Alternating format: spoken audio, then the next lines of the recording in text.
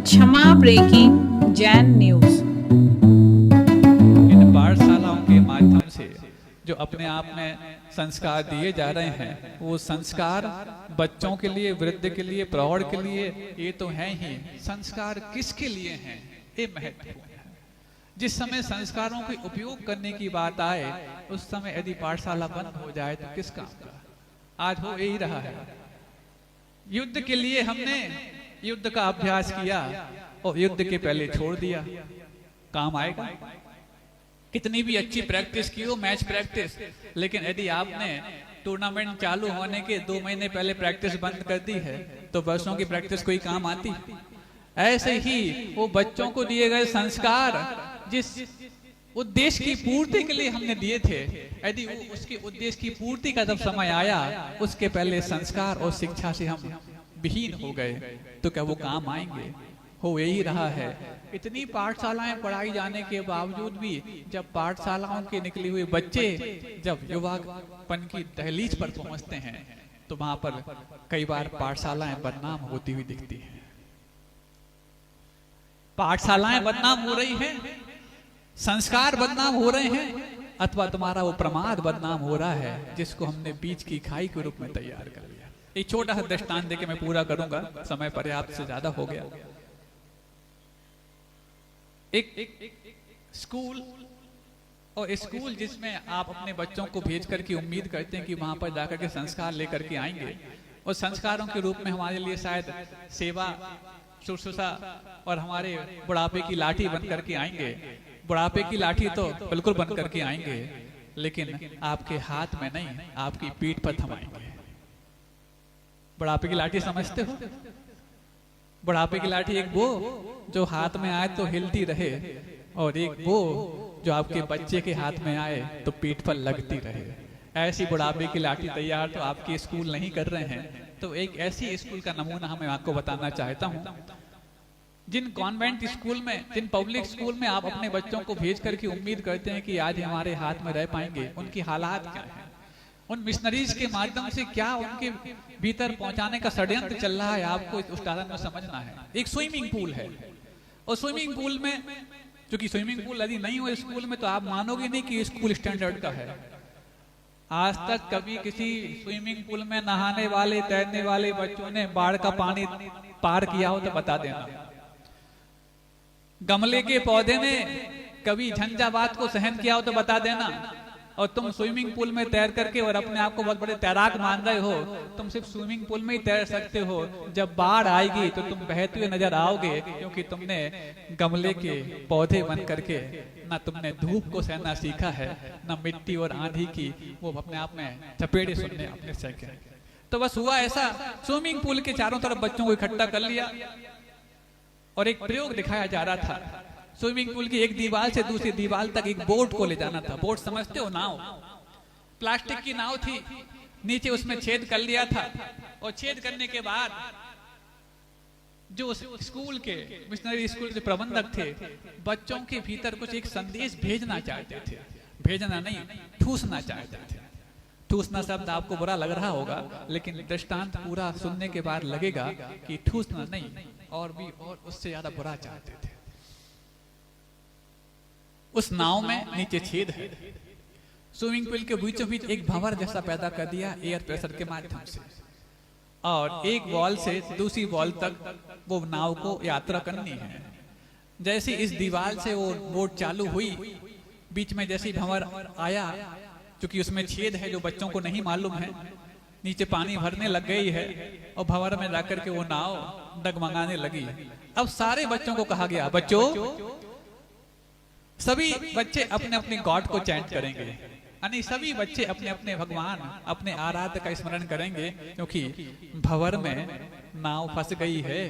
अब देखते हैं तुम्हारे भगवान तुम्हारी नैया पार लगाते कि नहीं लगाते। अब जिस नाव में छेद हो और भंवर में जानबूझ के फंसा दी गई हो, उसमें तो भगवान भी बैठे तो शायद हो सकता कुछ दूसरा ही परिणाम सामने आए। और हुआ, सारे बच्चों ने अपने अपने भगवान को याद किया और नाव डूब गई। फिर से कहा, बच्चों, ये वो पॉइंट आ गया ना, लास्ट टाइम यहाँ पर वो नाव डूबी थी।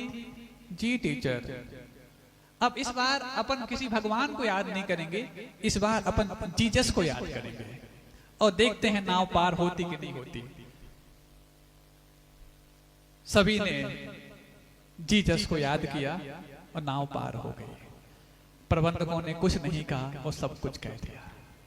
ऐसे विद्यालयों में आप अपने बच्चों को भेज करके उम्मीद करते हो कि वहां से जब आएंगे तो आदिनाथ धाम, पारस धाम और महावीर विहार में पूजन अभिषेक करने वाले बन करके आएंगे। तुम्हारी उम्मीद ही बेबुनियाद है। अरे जहां पर पहुंचने के बाद हिंदी बोलने पर फाइन लगता हो और आप फख्र के साथ कहते हो कि हमारा बच्चा तो वहां पर पढ़ता है जहां पर हिंदी बोलने पर फाइन लगता है।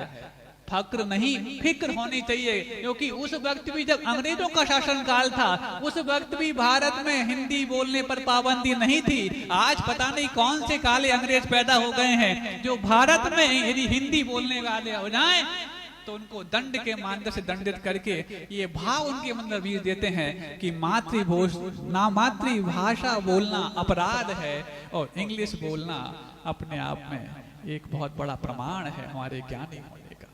आज हम ऐसा भाषा का वैक्यूम क्रिएट करते चले जा रहे हैं, क्योंकि वैक्यूम जहां पर होता है वहां पर कोई भी माध्यम नहीं होता, वहां पर कोई भी चीज यहां से वहां स्थानांतरित नहीं होती। और दूसरी भाषा का यदि तुमने माध्यम तैयार कर दिया है तो उस वैक्यूम में अपने भावों को यहां से वहां तक भेजने की तैयारी तुम किस बुनियाद पर कर रहे हो? ये तुम्हारी बुनियादी भी बुनियाद है। और भाषा जो 24 घंटे हमारे घर में दूसरी बोली जाए और 6 घंटे की मशक्कत के लिए तुम उस स्कूल में वहां बोल ले जाओ, तब तो जाकर के आज माता पिता का भी इंटरव्यू होता है कि तुम्हारे बच्चे हमारे स्कूल में पढ़ने लायक हैं कि नहीं। क्योंकि हमारे स्कूल में तो 6 घंटे पढ़ेंगे, उसके बाद 18 घंटे तो तुम्हें मशक्कत करनी पड़ेगी अपने बच्चों से इंग्लिश बोलने के लिए। पहले तुम अपना इंटरव्यू दो। और जब माता पिता अपने इंटरव्यू देने के लिए उस स्कूल में जाते हैं, वो किस्मत से उतनी भाषा उनको नहीं आती है, तो वो माता पिता पहले कोचिंग करते हैं उस स्कूल में अपने बच्चों को पढ़ाने लायक माता पिता साबित करने के लिए। तो कौन सा दौर आ गया ये? ऐसे शिक्षा पद्धति को तुम अपना करके और अपने आप को शिक्षित होने की कगार पर पहुंचोगे। अरे ना तुम ऐसे शिक्षित होकर के कभी गुरुदेव को याद कर पाओगे और ना ऐसे शिक्षक बन करके तुम गुरुदेव के चरणों में पहुंच पाओगे, क्योंकि तुम्हारी शिक्षा में तो वो बैठा है जो लॉर्ड मैकॉले ने तुम्हारे दिमाग में ठूस दिया है। लॉर्ड मैकॉले का नाम सुना है आपने, जिसकी शिक्षा पद्धति है आज हमारे सर पर बढ़ चढ़ करके बोल रही है। लेकिन जब नई शिक्षा नीति आई और नई शिक्षा नीति का मसौदा तैयार हुआ और जिस मसौदा को तैयार करने का भारत सरकार ने जिम्मा सौंपा था के कस्तूरीरंगन, जो इसरो की फॉर्मर चेयरपर्सन थे, और जब वो पूज्य गुरुदेव के चरणों में डोंगरगढ़ में आए 2017 में, तो 1 घंटे 20 मिनट बैठे और 1 घंटे 20 मिनट बैठने के बाद उन्होंने कई बार अपनी आंखों में पानी लाया कि मैं तो समझता था मैं अपनी शिक्षा पद्धति का मसौदा तैयार कर रहा हूँ, संत के पास जाऊंगा तो वहां से कुछ धार्मिक बातों को लेकर आ पाऊंगा मात्र।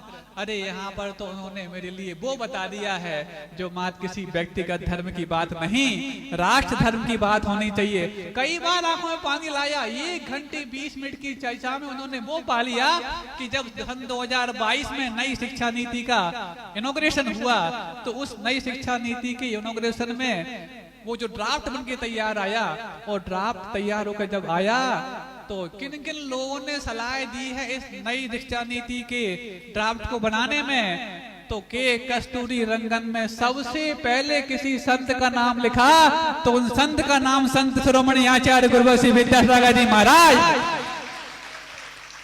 अब सोचो, जिन संत शिरोमणि आचार्य विद्यासागर जी महाराज का नाम सर्वश्रेष्ठ नई शिक्षा नीति में आया है, वो के कस्तूरीरंगन तो मात्र 1 घंटे 20 मिनट आचार्य जी के चरणों में बैठ पाया।